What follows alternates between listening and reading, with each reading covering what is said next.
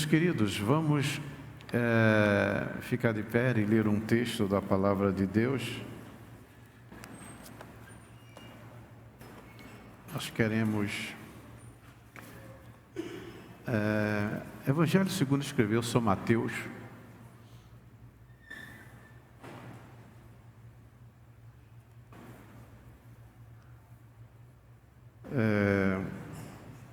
Capítulo 18. São Mateus, capítulo 18.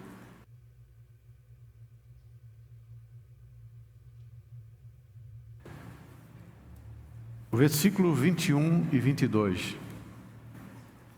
Mateus, capítulo 18, versículos 21 e 22. Que nos diz: Então Pedro, aproximando-se, perguntou a Jesus: Senhor, até quantas vezes meu irmão pecará contra mim e eu lhe perdoe?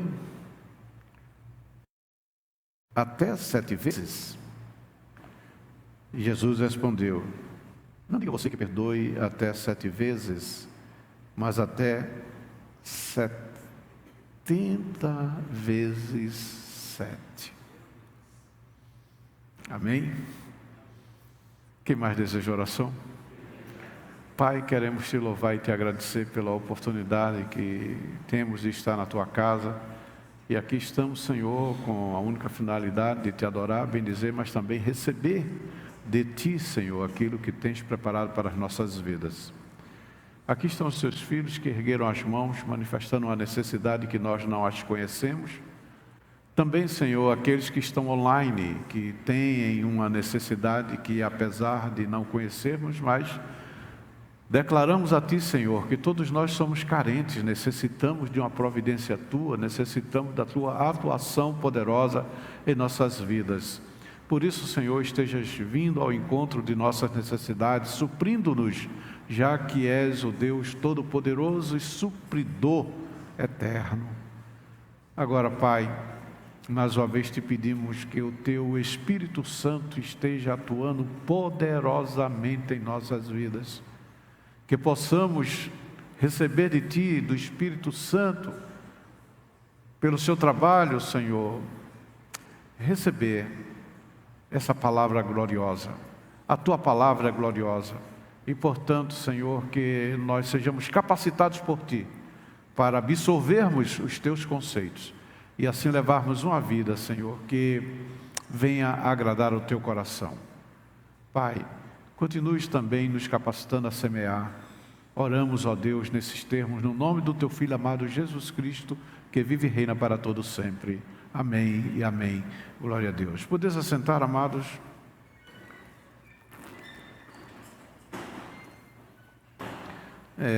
Eu queria esclarecer, antes de iniciarmos, uma dúvida, já que alguém me perguntou, pode ser dúvida da igreja a respeito da tradução da Bíblia.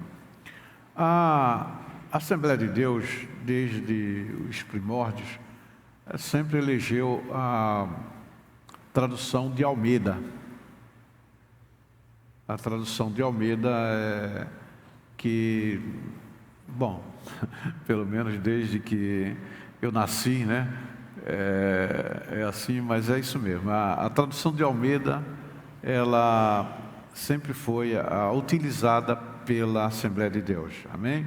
E a tradução de Almeida, ela tem a revista e corrigida, que é o que a gente usa, tem usado normalmente, mas a tradução de Almeida, ela tem outra tradução que foi assim feita uma revisão bem ortográfica, mais ampla, e na verdade é a mesma tradução de Almeida, só que usando termos, palavras, colocações, entendeu, mais coloquiais, mas que tenhamos entendimento. Existem palavras, por exemplo, na Almeida, e Corrigida, que foi desde de 2 séculos atrás, e tem pessoas que nem conhecem, nem sabem o que significa. Então, eu estou dizendo que há uma atualização e a Assembleia de Deus, aqui está, você sabe o símbolo da CPAD, ela está editando também, não só agora a revista Corrigida, mas a Nova Almeida atualizada. Então, está sendo editada pela CPAD, portanto, as 2 versões oficiais da Assembleia de Deus. Todas são Almeida, uma Almeida e Corrigida, que ela é mais, digamos assim, erudita, e a Nova Almeida e atualizada, mais atual, com a nossa linguagem hoje do nosso português. Vocês entenderam? Amém? Então, respondendo, porque alguém me perguntou, e eu estou fazendo aqui a referência, já que, entendeu? Todas são Almeida, tradução de Almeida, só que uma foi bem atualizadíssima. Eu falei na terça-feira passada, não sei, um culto passado, que eu fico feliz com a Nova Almeida, porque na época que foi feita a revisão, eu pertencia ao conselho. Então eu participei ativamente, né, no conselho, quando foi feita essa revisão da Nova Almeida atualizada. Também ela é uma Almeida, mas como eu disse, com os termos, com as palavras que hoje nós temos mais conhecimento. Amém? Bom, queridos, nós vamos falar, hoje, vocês já viram que tem um negócio aqui chamado perdão. O assunto aqui, o texto aqui fala de perdão. O nosso irmão Mário Márcio até disse, tem uma sinalização ali que é forte, é isso mesmo. Meus amados, nós temos que entender uma coisa, para que isso faz parte do preâmbulo que estamos dizendo. O perdão é algo essencial para nós. Mas eu quero dizer uma coisa que às vezes a gente não entende, não para entender. Alguém já foi na 25 de março? Alguém aí já foi na 25 de março? Mas quem não foi, pelo menos já viu por reportagem, né? É um furdunço aquele negócio lá que, né? Entendeu? É difícil andar. E se você for na 25 de março, estou dando um exemplo, usando aqui uma metáfora, né? Você vai ser tocado por alguém. Não tem como. Se for para atravessar, entrar numa loja, num shopping, você vai ser tocado, alguém vai esbarrar em você, não tem como. E como você vai para 25 de março, você já vai preparado. Apenas segurando bem a carteira, né? Porque num toque desse pode ficar sem a carteira, sem o relógio, aquela coisa toda que vocês sabem como é que acontece. Então você tem que guardar, né? Segurar bem aquela coisa, camuflar até, né? Botar num bolso, enfim. O pessoal que compra muito lá sabe como agir. Hoje tem um cartão de crédito que melhorou muito, né? Quer dizer, a pessoa bota um cartão e compra tudo, não precisa de dinheiro. Naquela época o dinheiro era terrível. Mas eu já fui várias vezes, estou citando o exemplo porque havia uma tentação de ir lá fazer as compras. Mas, queridos, então você é tocado. Só que eu estou falando fisicamente. E eu vou dizer para vocês, após o pecado, todos nós somos tocados, esbarrados, temos alguma coisa em nossas emoções, feridos. Eu não digo, por exemplo, na 25 que você vai, alguém vai lhe ferir forte, mas pelo menos pisar no pé, fazer alguma coisa, vai ter, e vocês vão sentir alguma coisa. E não adianta nós escaparmos. Da mesma forma, por isso que eu estou usando a metáfora, que você indo na 25 de março, irmã Maria, vai alguém, entendeu, bater no teu ombro, fazer alguma coisa, que você vai sentir alguma coisa. Todos nós. nas nossas emoções, nos nossos relacionamentos. Eu vou falar assim, mais claro, relacionamento. Nós vamos sofrer algum dano, porque é impossível. Vou repetir.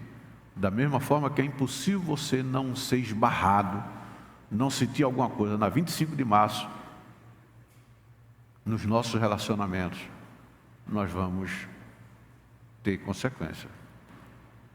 Ninguém escapa disso. Ninguém escapa disso. Não existe como viver nesse mundo, no mundo em que estamos, na terra, sem atrito. O atrito pode ser físico, mas o atrito pode ser emocional. Não tem jeito. As divergências, as provocações, aquela roçadura, né? Roçar, deu. E sempre ficam escoriações.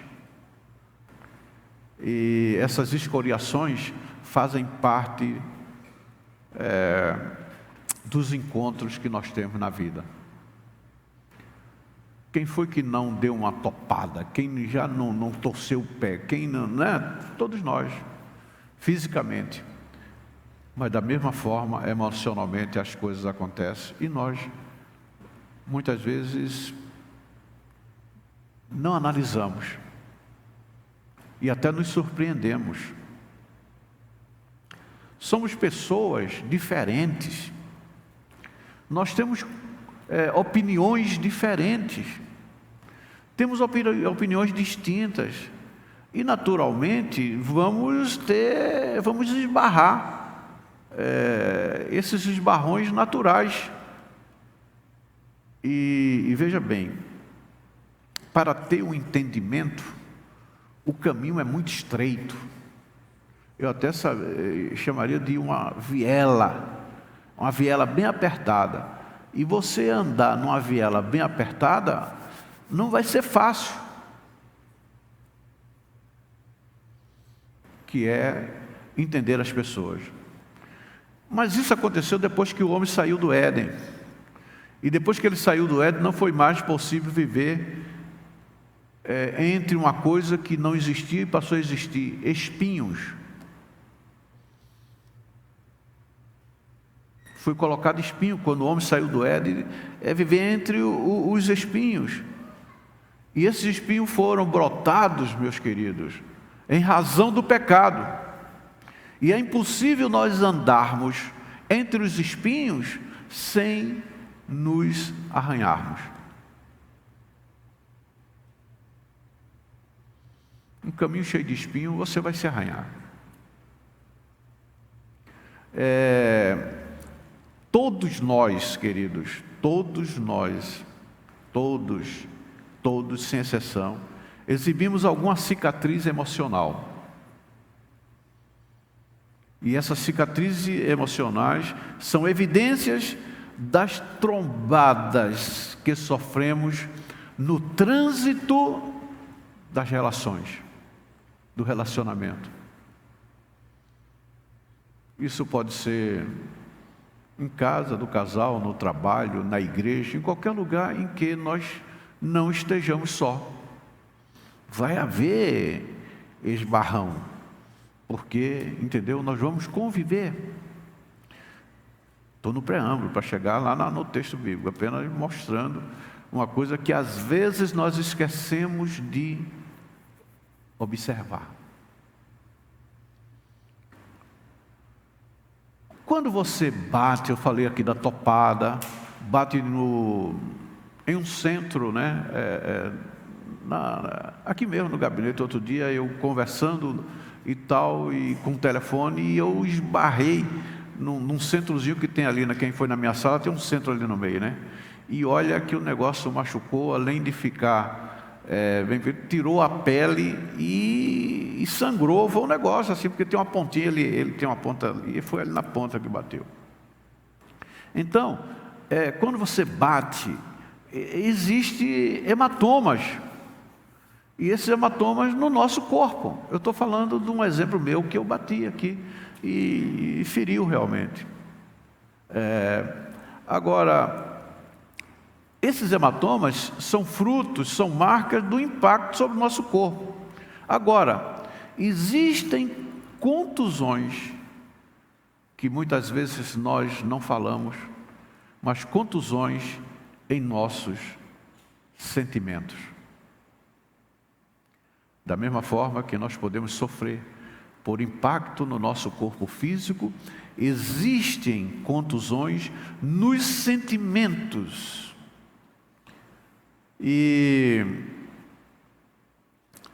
esse sentimento vai criar dor, sabe aonde? Não é na perna, como eu senti, mas na nossa alma. Na nossa alma. Contusões na alma. Pelos embates e traumas de que nós somos vítimas. E todos, como eu disse, eu entro todo dia na sala e de repente, num descuido, eu bati. Numa sala que eu entro todo dia. Até se vedar os olhos, eu chego e vou para a minha cadeira. Então, você está entendendo? Mas acontece. Acontece. Esses esbarrões e que deixa hematoma no corpo físico, mas o que eu estou falando são das contusões nos sentimentos. Aquele que machuca, que fricciona a nossa alma. E veja bem, infelizmente, queridos, para entrar aqui no texto, nós estamos falando o seguinte, que o nosso mundo, que Deus criou um mundo que era uma beleza, maravilha, não precisava nem trabalhar, era só adorar, tinha comida de graça, tinha tudo, entendeu? Comida à vontade, tudo tranquilo, né? Mas esse mundo foi invadido pela patologia maligna chamada pecado. E aí tudo começou com ele. E aí, queridos, houve uma coisa terrível, que foi que o nosso planeta, ele foi invadido e hoje é morada de uma coisa chamada violência,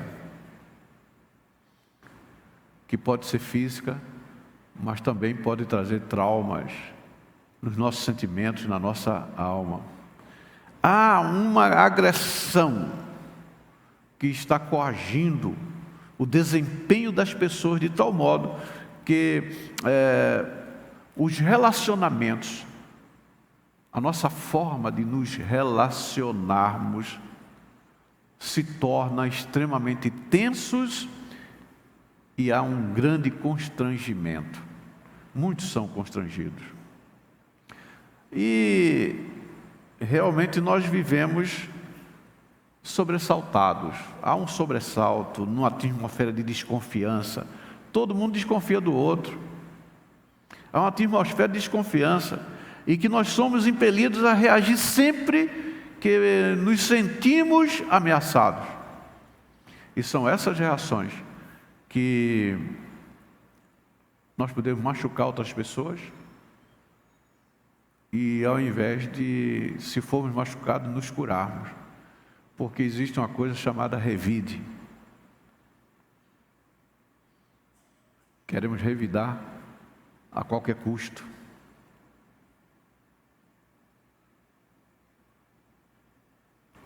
O ambiente da terra, e ainda estou falando sobre a causa de todo o problema que vivemos,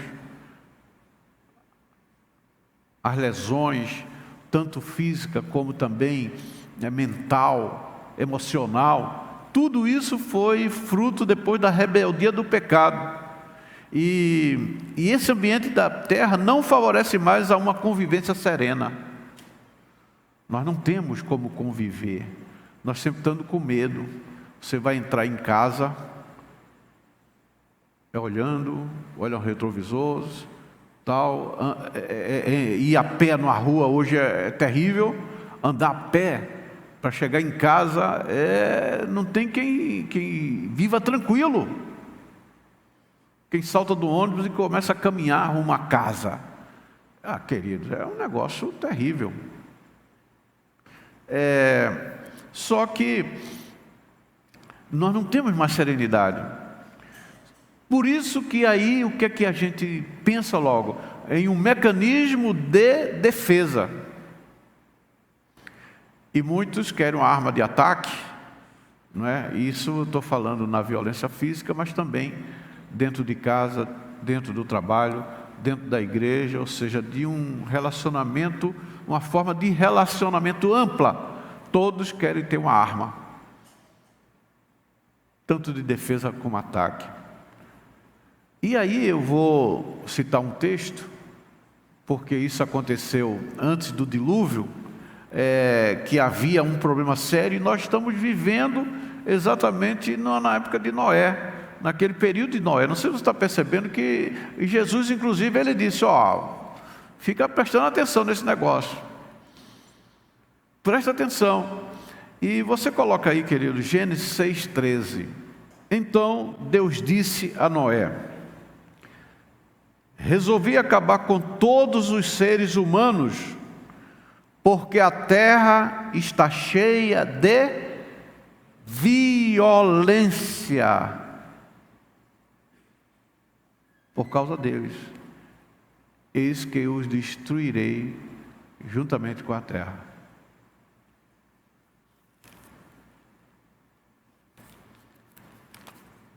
Vou repetir. A palavra-chave aqui é violência. O mundo foi destruído, os seres humanos foram destruídos por uma causa. E Deus está falando aqui. Olha aqui. Resolvi acabar com todos os seres humanos, porque a terra está cheia de violência por causa deles, por causa dos homens. Repetir. Resolvi acabar com todos os seres humanos, porque a terra está cheia de violência por causa dos homens, por causa deles. Isso faz você pensar alguma coisa? Violência.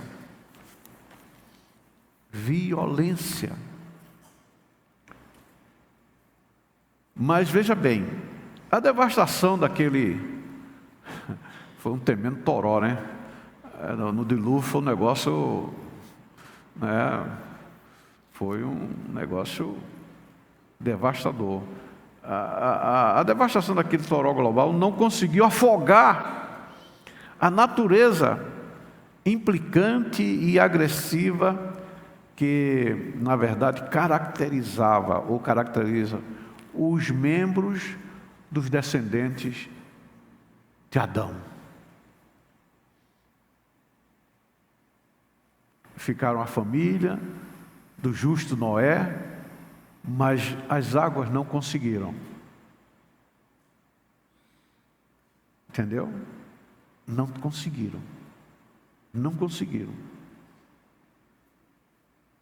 afogar a natureza. Afogou todos os seres, mas a natureza não.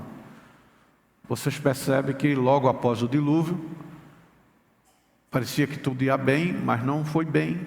Já houve um problema na família de Noé. E ali está um problema mundial. Noé ali estava representando a continuidade de Deus, da raça, humana, continuidade do projeto de Deus, desculpe, não é de Deus. A continuidade de Deus é como se Deus estivesse morrendo, não, é do projeto de Deus, desculpe. Vocês estão entendendo. E vocês veem que houve um momento que, infelizmente, Noé, um homem temente a Deus, mas ele gostou de um negócio chamado vinho, e vocês sabem da história que ele ficou bêbado, e foi um desastre. Ele tinha 3 filhos, e vocês sabem que eram Jafé, Sem e Cão. E um dos filhos, os outros agiram de forma correta, respeitosa. Olha o respeito, uma coisa chamada aí respeito. Respeito. Os dois agiram de forma respeitosa, mas Cão não. Cão usou de desrespeito, e o desrespeito vem o quê? A desobediência, o desvio de conduta. E aí Noé falou uma coisa que, se você verificar, eu não sei nem se pode hoje, porque pode ser até censurado. O pessoal está dizendo aqui que eu estou falando da Bíblia, né? Censurar a Bíblia. E Noé disse o seguinte, que os descendentes de Cão iam sempre se alimentar, depender de Jafé e Sem. Olhe o mapa, mundo, e verifica essa realidade. Mesmo com a vinda de Jesus é possível mudar. Tem solução? Tem. Desde que aquele pessoal daquela região aceitem a Jesus para quebrar essa maldição. Mas se não aceitar Jesus, a maldição está de pé. Eles dependem da comida. Tem tudo para dar certo. Até terra boa, mas não produzem. Os descendentes de Cão estão vivendo até hoje sobre uma maldição do pai, Noé. E essa maldição, vou repetir, só é quebrada através da pessoa do Senhor Jesus Cristo. Se não for Jesus, não tem como quebrar isso aí. Eles sempre vão depender da ajuda. Pode ver o mapa. Eu não vou citar nome aqui, porque daqui a pouco pode até a polícia chegar e me prender, dizer que eu estou falando mal, mas eu estou falando, veja o mapa, e vocês conhecem lá a descendência, vão ver que é real. Pode marcar no mapa. Pode marcar. Está lá. Essa é a verdade. Então veja bem, o que eu estou dizendo é que mesmo depois do dilúvio, daquele milagre que todos foram preservados, mas a água afogou todos os seres humanos, animais que não estavam na arca. Todo mundo morreu, mas não afogou a natureza implicante, agressiva, que caracterizava os membros da raça adâmica. Essa é a verdade. Então, todos nós nascemos aqui com uma índole perversa, onde os traços marcantes de uma coisa, eu não falei violência, de brutalidade.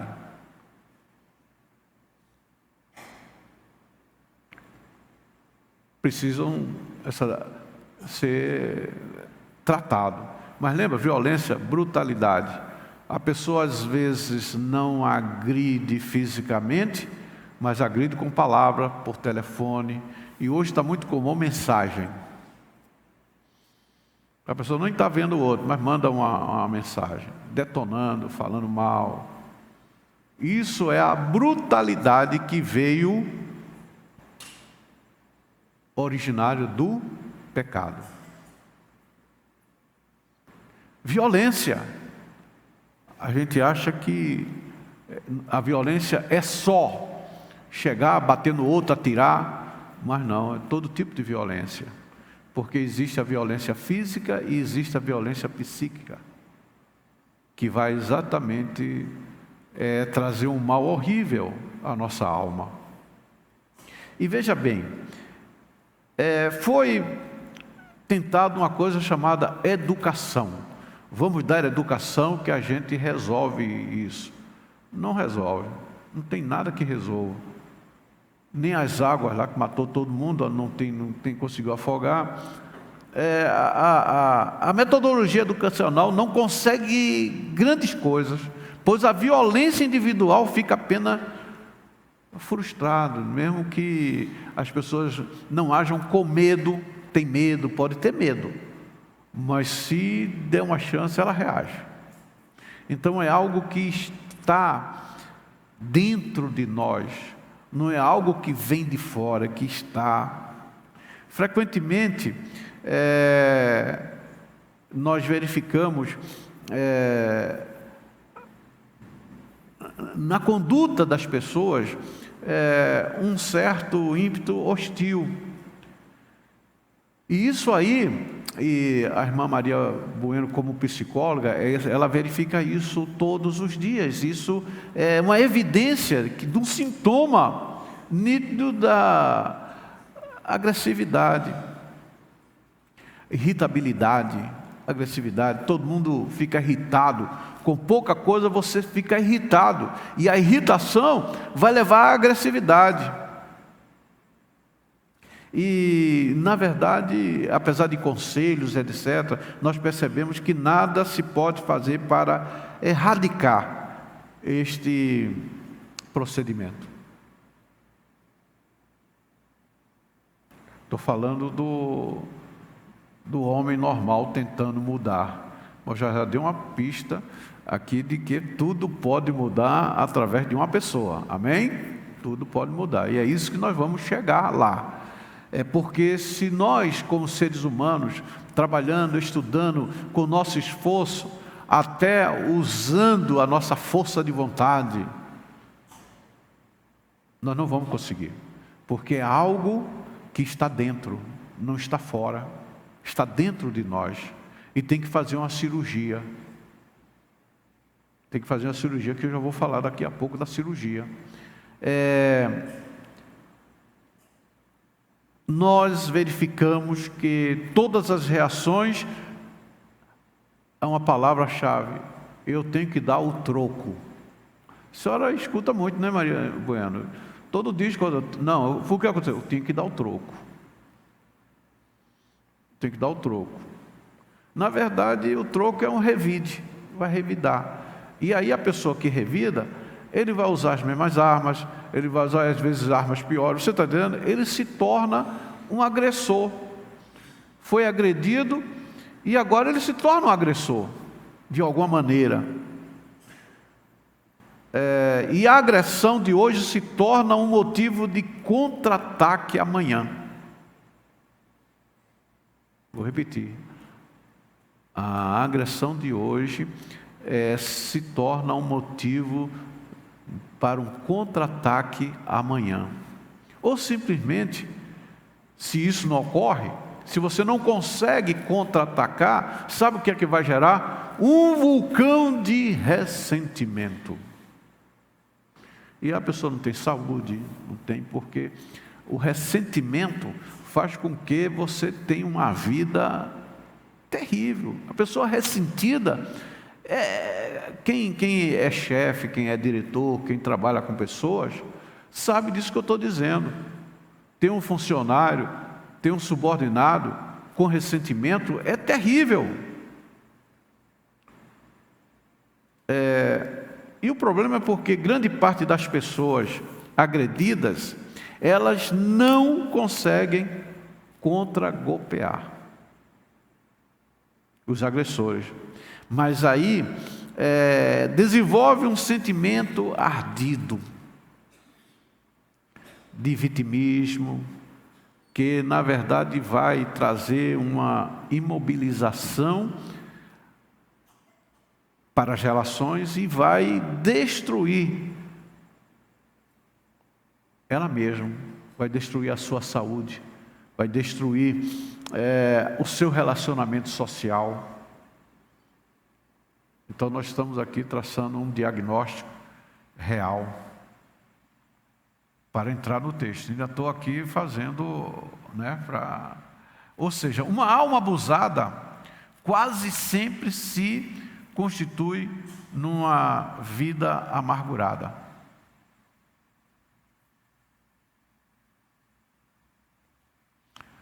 Sendo assim, a vingança normalmente acaba acaba tomando conta dos pensamentos dessa pessoa, dos projetos, tudo feito para se vingar. Mesmo que essa pessoa não devolva ao agressor com a mesma moeda, seu desgosto vai abolir todo o sentimento de uma vida plena, removendo, tirando a alegria. E aí nós vamos entrar agora, já chegando no texto, tirando a alegria. Então, a pessoa que é alegre, ela não é violenta. Esse é um antídoto. Alegria. Agora veja bem, mas eu ainda vou falar, quando a pessoa não tem alegria, ou seja, ela foi vítima de alguma coisa, aquele que foi vítima sempre vai se tornar um vitimador. Por quê? Porque ela vai ser crítica, é uma pessoa de desmancha prazer. Já viu alguém que era uma pessoa que não vive brigando, toma um desmancha prazer. E ela termina se isolando. E aí que entra, vamos entrar no texto. Eu citei esse diagnóstico, e cada um faça a sua introspecção.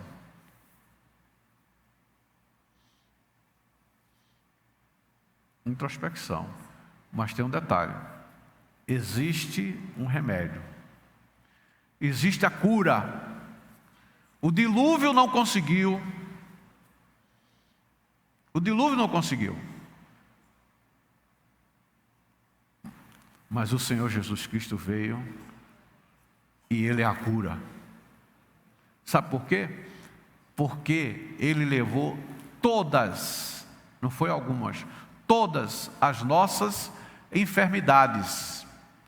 Como existe uma tricotomia nossa, ou seja, nós somos espírito, alma e corpo. E se Ele levou todas as nossas enfermidades, normalmente nós ficamos muito ansiosos e até precavidos, investindo muito no corpo. Viu? É isso aí. Quando tem um problema no corpo, Mário Márcio, a pessoa vai lá, gasta dinheiro, faz, não quer nem saber, tem que resolver a questão do meu corpo. E às vezes resolve. Tem muitos profissionais, tem a medicina, a ciência avançou nesse campo, avançou muito. Só, queridos, que apesar de nós enxergarmos basicamente o nosso corpo, mas nós somos mais. Nós somos espírito, alma e corpo. E eu tenho uma notícia para você. Jesus levou todas as nossas enfermidades. Ou seja, não tem medicina que vai resolver o problema espiritual. Vamos dar um exemplo aqui. Pode chamar o maior catedrático de medicina, sei lá, com pós-doutorados. E aí chega uma pessoa endemoniada. Que ele vai dar um remédio para a pessoa talvez apagar aquele negócio, mas não vai resolver o problema. E se brincar, a pessoa endemoniada ainda dá uma sova nele, bate, faz, e nem chega perto. Então, não vai ser na universidade que vai resolver, não vai ser no conhecimento intelectual que vai resolver, porque o problema é espiritual. Aí pode chegar uma pessoa que não sabe ler, que não tem nenhuma cultura, só chega lá devagarzinho e diz, como o irmão Pedrinho fazia, né? Irmão Pedrinho, exemplo, irmão Pedrinho, sai em nome de Jesus, pronto, acabou. Por quê? Porque a palavra diz que Jesus, Ele tem a supremacia no Espírito. Por quê? Ele tem toda a autoridade. Amém? Só que Ele também tem em algo que hoje é a grande enfermidade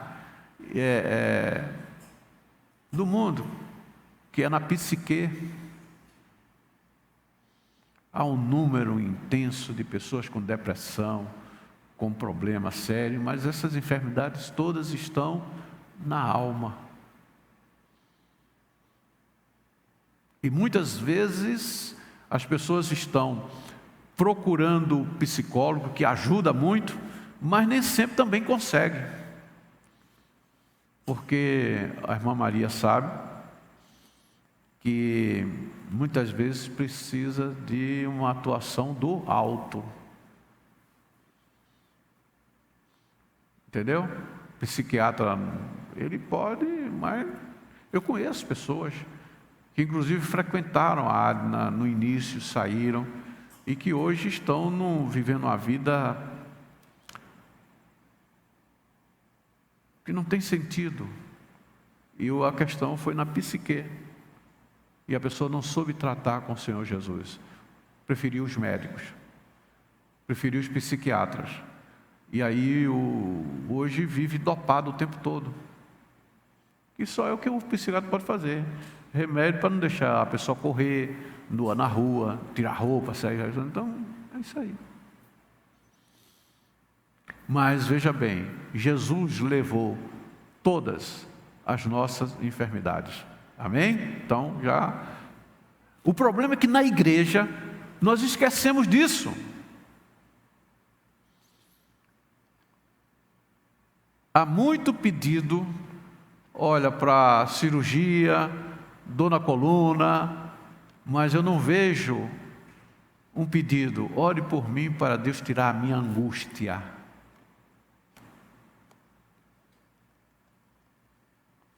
Porque as pessoas têm medo de falar que estão angustiadas.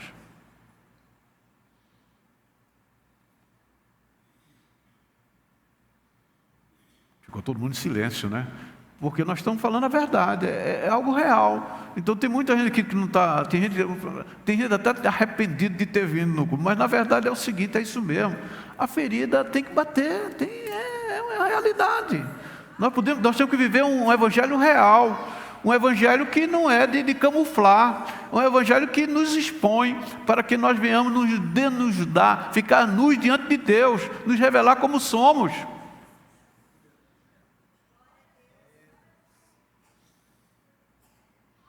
E aí, nós temos aqui, entra no texto aqui, ó, o nosso amigo Pedro.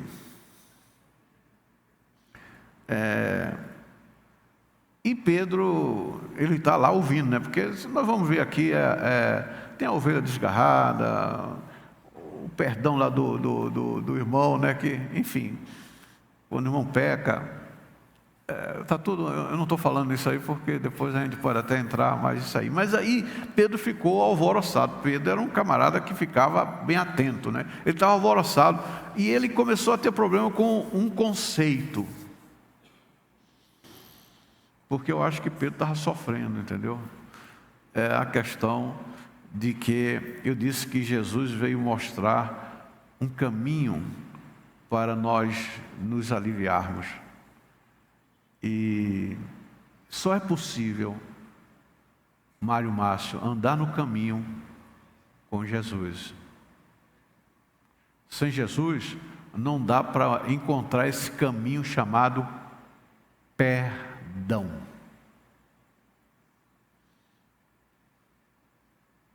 Todo mundo em silêncio, né? Porque não é fácil, não estou dizendo que é fácil, não. Por isso que só é possível com Ele. Sem Ele é difícil. Tem que ter Ele. E aí, Pedro, ele, com aquele temperamento, né? E ele disse, ele quer demonstrar aqui que ele gostou do assunto e estava disposto a resolver o problema. E aí ele diz, ó, Senhor, até quantas vezes meu irmão pecará contra mim e eu lhe perdoe? Ele faz a pergunta e ele mesmo responde. Até 7 vezes? E a gente tem que entender por que ele falou 7 vezes. Ele estava sendo extremamente benevolente. Ele estava assim, se mostrando, sabe? Porque a tradição judaica toda aquela tradição, etc., dos rabinos, o assunto era 3 vezes, no máximo.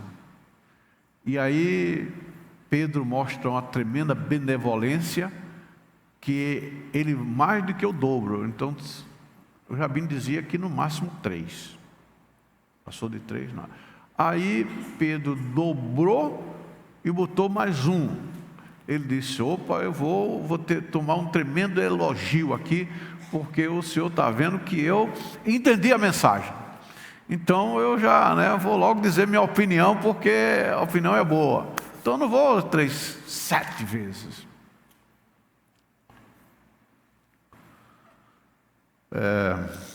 A matemática foi, na verdade, o seguinte: Pedro usou a matemática dos professores judeus.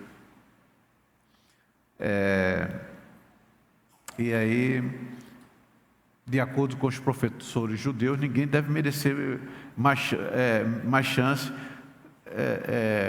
do que 7 vezes. Foi no juízo de Pedro. Então Pedro disse: 7 estou sendo extremamente, muito benevolente. Todavia, o que Jesus veio fazer? Ele pensava, Jesus veio pensar numa aritmética sem fronteiras. Quando ele, ao invés de somar, Pedro falou 3 mais 3 e mais 1. Aí Jesus muda a fórmula matemática. Em vez de somar, não era 3, ele botou 3 e deu mais 1 de lambuja, 7. Aí Deus muda a aritmética e bota uma conta de multiplicar.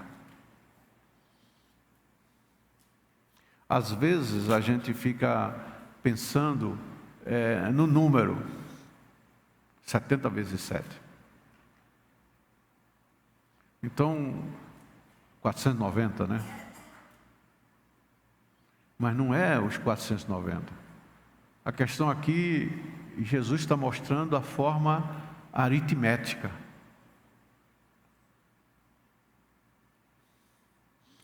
Entendeu? A conta aqui não é somar, não é diminuir, mas multiplicar.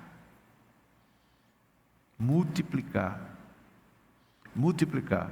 Para o Senhor, 70 vezes 7 resultava num algarismo que dispensa qualquer contabilidade.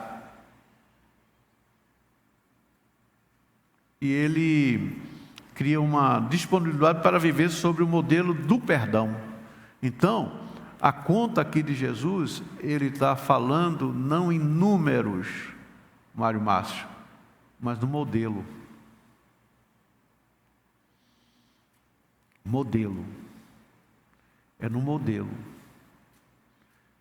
Modelo que vai realmente fazer com que nós sejamos muitas vezes curados de muitos problemas que estamos vivendo psiquicamente atormentado.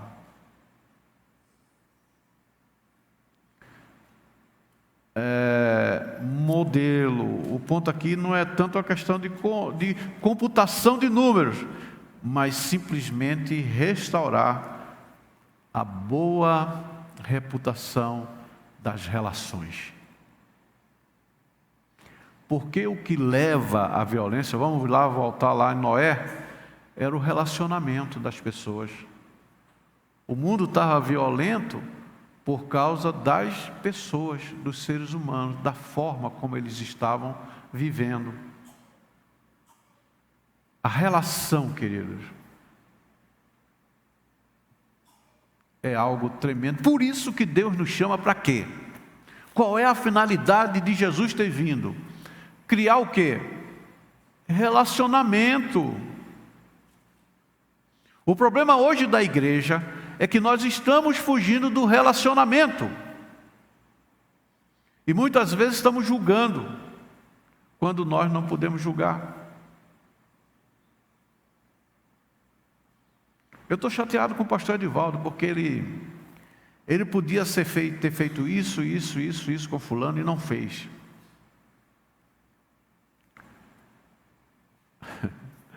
Meu filho, o dono da pessoa é Deus, né? Então eu não sou dono das pessoas. E aí você tem que seguir o que o dono quer. O dono quer fazer. Eu sempre fazia de uma lição que o pastor João Pereira, né? Você sempre não tem um dia que eu não falo de João Pereira. Claro que ele me ensinou. Ele disse: meu filho, você anota uma coisa. Você não pode tratar o João como você trata o Manuel. Você tratou o João ficou muito bem, mas já chegou o Manuel. O que é que você tem que fazer? Orar para Deus dizer como quer que o Manuel seja tratado. Sabe por quê? Porque Deus nos fez único. Então eu não posso tratar o João como tratar o Manuel, porque o Manuel é Manuel e o João é João. E Deus sabe quem é João e sabe quem é Manuel. E a forma de Deus tratar o Edivaldo é diferente do Marcos.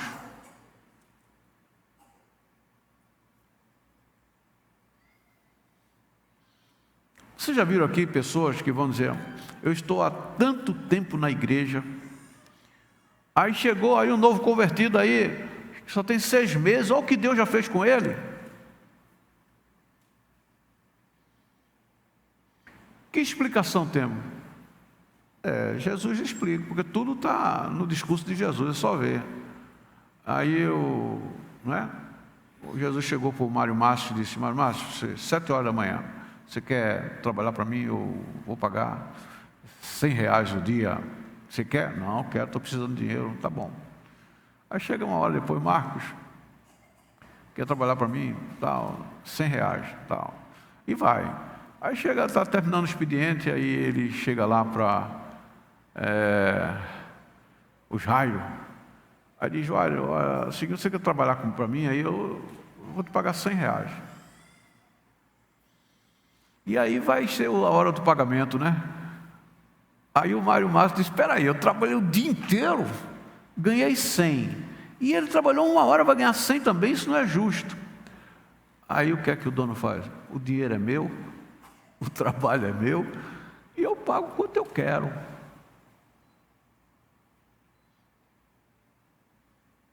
É isso assim. Esse é o Evangelho de Jesus, que Ele faz como Ele quer, Ele trata como Ele quer. E às vezes a gente está querendo meritocracia, e o Senhor está dizendo: não, é como eu quero. Então o João Pereira, mediante essa, entendeu? Ele dizia: ora para ver como Deus quer tratar o Manuel.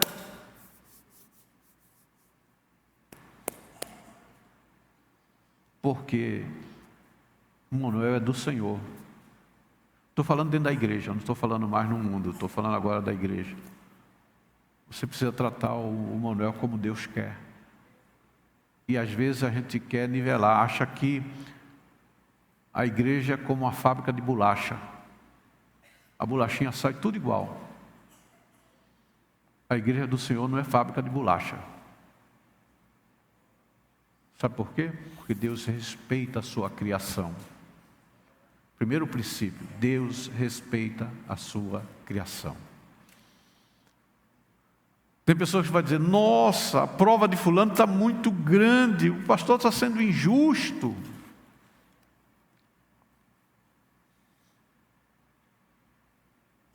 Fala com o dono.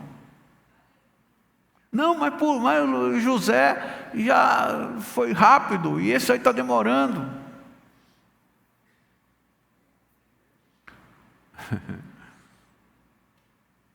É Ele que faz. E Ele sempre faz as coisas certas e bem feitas. Se há a prova do tempo, é porque há necessidade da prova do tempo.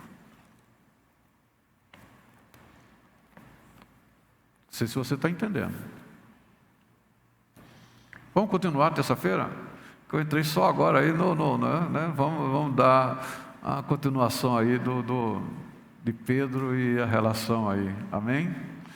Talvez terça-feira tenha menos gente, porque aí o negócio pode ser mais, mais duro, mas é verdade, né? É Bíblia, não vamos estar, né? Não tem o que inventar. O Evangelho de Jesus, ele não tem que inventar. Irmã Maria, está tudo pronto, está tudo aqui, é só ir lá e ver, está aqui, a resposta, está tudo aqui. O que precisa o problema nosso é usar o nosso achômetro.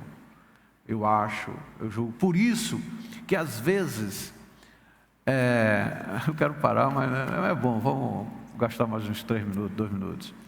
A Bíblia nos proíbe de julgar.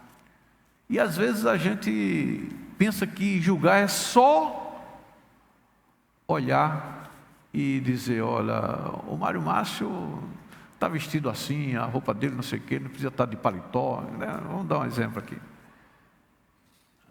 Mas tem uma coisa que a gente não pensa e esquece, que o pior julgamento é quando nós queremos julgar Deus.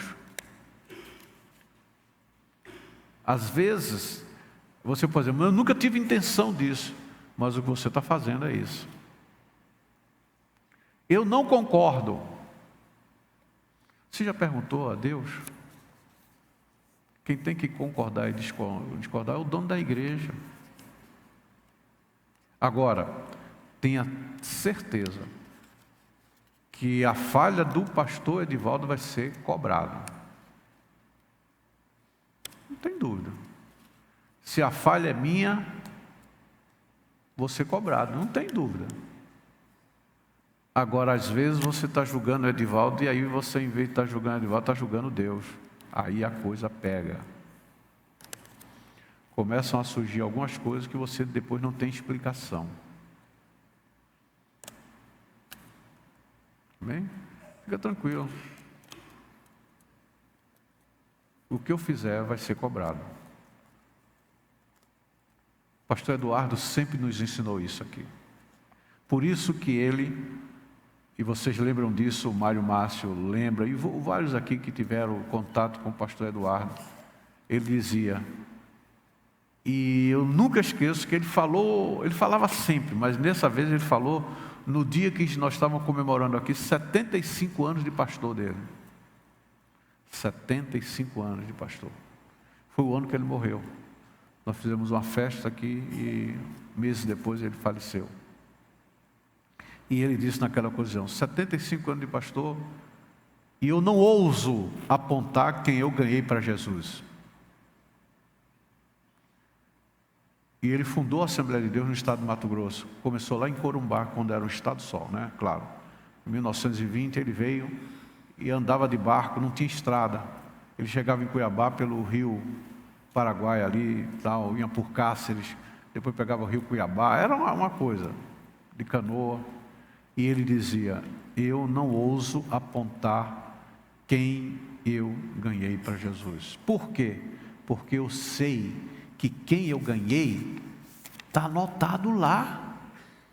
Então, para que eu saber aqui na terra? Vai influenciar alguma coisa eu saber quantas pessoas eu ganhei para Jesus? Ele dizia isso. Não tem influência nenhuma, porque o que eu quero é o que é eterno. Agora, o que eu fiz, meu galardão está pronto. Então eu não preciso saber, eu quero lá, revelado lá. E nós verificamos hoje que nós nos preocupamos muito com os efeitos do que está acontecendo hoje. Porque eu fiz, eu faço, eu vou fazer. E tivemos uma lição aqui no início dessa igreja, para nós não nos preocuparmos com esses dados. O que fizemos para Deus e Deus acreditou, está registrado. E ninguém vai roubar, ninguém vai tirar, porque lá ninguém rouba. Amém? Vamos orar ao Senhor. E ele fazia uma coisa que era impressionante. Mas eu quero dizer que é um privilégio a nossa igreja ter, não na minha pessoa, mas ter pessoas que Deus usou para que nós pudéssemos buscar, enxergar a forma correta. Amém? Que foi João Pereira e Pastor Eduardo. Vocês não sabem em São Paulo, quando eu falo que do professor João Pereira, nossa. Eu quero já dar um aviso, que eu vou avisar domingo, mas eu vou aproveitar já, né? No dia 29, vai ter aqui um trabalho com os casais, é isso? Com entrega e tal. Vai estar pregando aqui, nós vamos transformar num culto, um pregador autista. Isso vai ser muito bom, porque existem alguns pais que ficam tristes, mas vocês vão ver o que Deus pode fazer com um autista. Ele vai estar pregando aqui no dia 29 e no dia 30. E eu vou ver se ele fica na segunda-feira aqui ainda, sabe? Para ficar conosco aí. Vocês vão ver um autista pregando. O hiperfoco dele, sabe qual é? A Bíblia. Então ele não fez nenhum curso teológico. Entendeu? Ele não é formado em nenhum. Mas eu estou anunciando, ele já está agendado aqui para estar no último final de semana desse mês aqui. Amém? Então já dando, e domingo eu vou divulgar, porque é no outro domingo, né? Que ele vai estar aqui já. Então, sábado, domingo e segunda. Amém.